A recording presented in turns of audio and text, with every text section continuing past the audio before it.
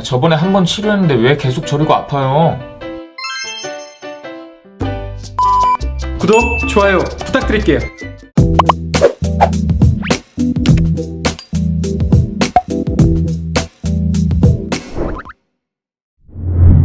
안녕하세요, 페인랩입니다. 일상생활에서 치료와 시술은 비슷한 의미로 쓰이지만 사전적 의미로 봤을 때는 차이가 있습니다. 치료, 병이나 상처 따위를 잘 다스려 낫게 함. 시술, 의술이나 최면술 따위의 술법을 베품. 시술은 행위 자체만을 나타내는 반면 치료는 의미에 낫는다라는 결과가 포함됩니다. 의사가 치료한다는 것은 환자를 낫기 위해서 시술하는 일을 한다고 볼 수 있죠. 우리가 의학 드라마에서 많이 들어본 말 중에 이런 것이 있습니다. 수술은 잘 끝났습니다. 경과를 지켜봅시다. 이 말을 잘 생각해 봐야 됩니다. 시술이 곧바로 회복의 결과로 이어지는 것이 아니라는 거죠.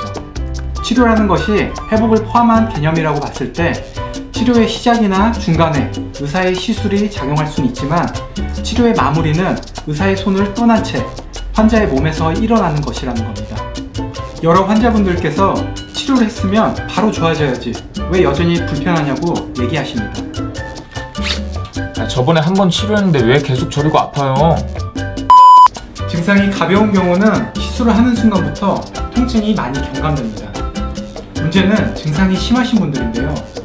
이런 분들은 대체로 여러 곳에서 시술을 많이 받아보고 오신 분들입니다. 왜 안 나을까요? 보통은 두 가지 원인이 있습니다.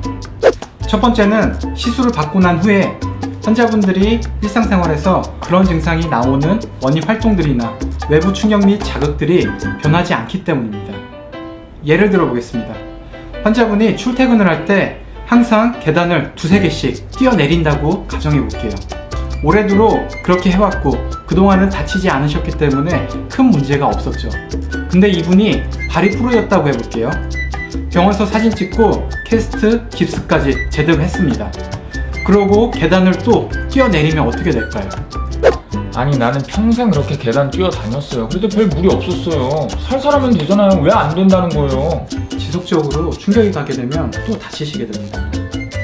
아니 원장님이 줄이래서 10번 하던 거 한 번으로 줄였다고요. 근데 왜 아프냐고요? 줄였어도 그렇게 충격이 가게 되면 운이 안 좋은 경우에 다시 아플 수가 있어요. 저리거나 당기는 증상들도 마찬가지입니다. 시술을 받은 후 잘 휴식을 취해야 회복 기전이 발동되면서 염증 및 압력이 풀리는데 대부분 가만두지 않죠. 여기에는 과도한 스트레칭이나 운동 포함입니다. 두 번째는 치료 계획에 대한 무관심입니다.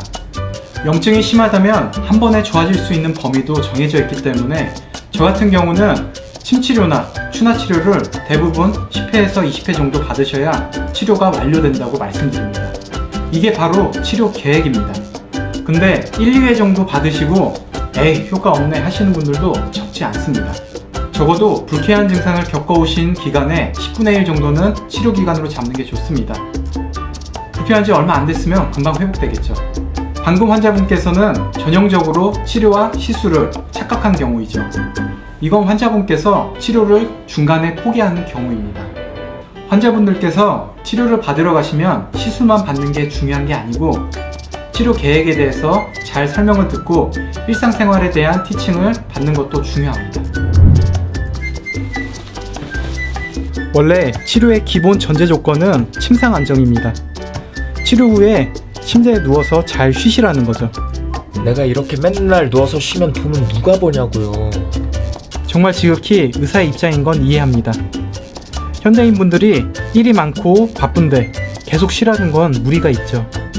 아까부터 자꾸 의사들 실드 쳐주는 거 아니에요?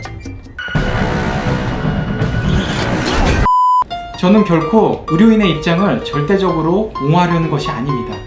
대개 이런 식으로 치료가 진행되므로 환자분 개개인의 입장에서 좀 더 이해가 안 가는 것들을 풀어서 알려드리고자 하는 겁니다.